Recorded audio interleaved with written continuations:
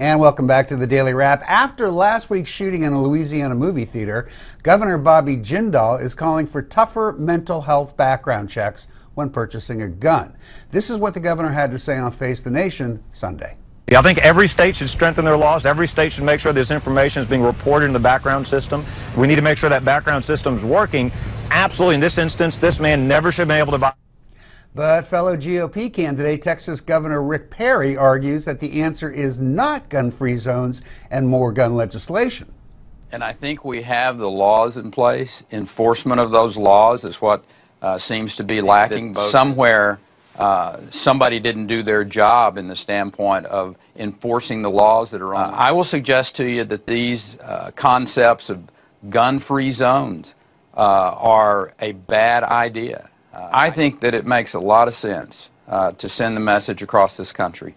If we believe in the Second Amendment and we believe in people's right to protect themselves and to defend themselves and their families, that to tell them that they cannot carry a weapon that they are legally obliged to carry, that they have been through the training for, makes sense to me.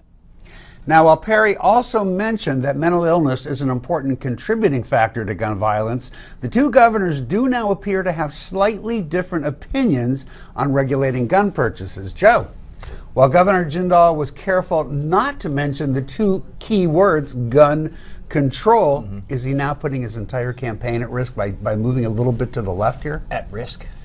He's at 0. Does he have anything to risk? Zero. There's nothing to risk. It's a low-risk proposition. What you said was perfectly logical. Look at all the big shootings that we've had at movie theaters or at Sandy Hook. All of these people are mentally deranged in one way or another. And if we can strengthen things there more, that's fine. And I don't want people like writing me saying, "Oh, you're saying you're taking my guns away." No one's saying that. We're just saying don't put guns in the hands of people that clearly should not have them. If we can make those laws tougher, then make it. I sound like Jane. You're not quite high enough. But the problem here, honestly, is that we've been trying to quote unquote do this since the Virginia Tech shootings. When a guy had a gun who went on a rampage, who wasn't problem? I don't know. I don't know why. Here it's even because worse. because the laws exist. And there should be coordination between the federal agencies, and it should be a bingo when somebody like this guy goes and buys a gun and doesn't mix. Here's a two-parter for you, Brad. First part is this guy got his gun legally in Alabama, and he brought it to Louisiana despite having a record of mental illness. That's point one. Part B of that is, do you really want a situation where if you go to see a psychiatrist, it's on record somewhere that can be checked out through a gun check? Right. So I'm going to answer them both together and break them down. In general, we overreact either by trying to preserve weapons too much or make too many laws after one of these tragedies, because all people want to see this stop. But we're making no laws after these tragedies. No. But the arguments are make lots of laws and take everyone's weapons away, or arm everyone to the teeth, and therefore we'll be safe. See, I'm going to disagree with you. And neither of those are safe. Yeah, but I think that's completely unfair. Nobody has tried to do anything after one of these shootings where they've said, take everybody's guns away. So let's not exaggerate. So you caught me on a little bit of hyperbole. But the experience, no, here's why it doesn't. The experience of Americans who invoke the Second Amendment over and over again is that's their feeling. So if we're going to have more laws or enforce them more stridently, and I'm actually comfortable with both of those, we're going to have to find a language to convey it that's meaningful. So, for example, when Governor Perry gets on and talks about gun-free zones, that theater in Louisiana was a gun-free zone. But here's the thing that's crazy. I would love the whole world to be a gun-free zone, but that's not the way it's going to work.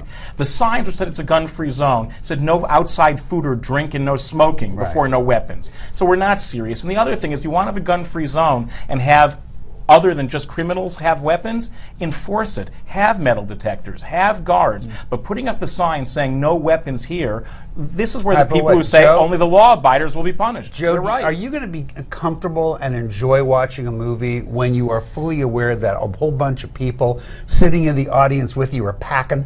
I'm not going. You're not going to go at all, I'm not going to movie theaters anymore. Exactly. This is what I do. You saw my Amazon account, all right? That's deranged because I don't even want to go to a mall anymore. And I don't even want to go to a movie theater anymore. Is it because I'm scared, because I'm backing down? No, because these things come out on DVD in 3 weeks anyway, or I'll get it illegally. But just to go to public places anymore, these things happen enough where, you know what? No thanks. See, now not doing it. He makes a great point. You know, you wonder, you get a little nervous after one of these. but you tend to forget about it and you go to the movies. But I got to tell you something. If people are now, if I think that half of that audience has a gun on them when I'm sitting there watching a movie, I'm going to be afraid that somebody's going to eat their popcorn too loud, tick off the person behind them, and they're going to start shooting. I don't disagree at all. All I want to make sure is that if we have it be gun-free, which I'm comfortable with, enforce it so that both law-abiders and non-law-abiders are tested. Yeah, but having grown up in a state and with a family that owned lots of guns, I'm not uncomfortable whatsoever sitting in a theater full of people packed. You can tell me how the movie is. I'm not going.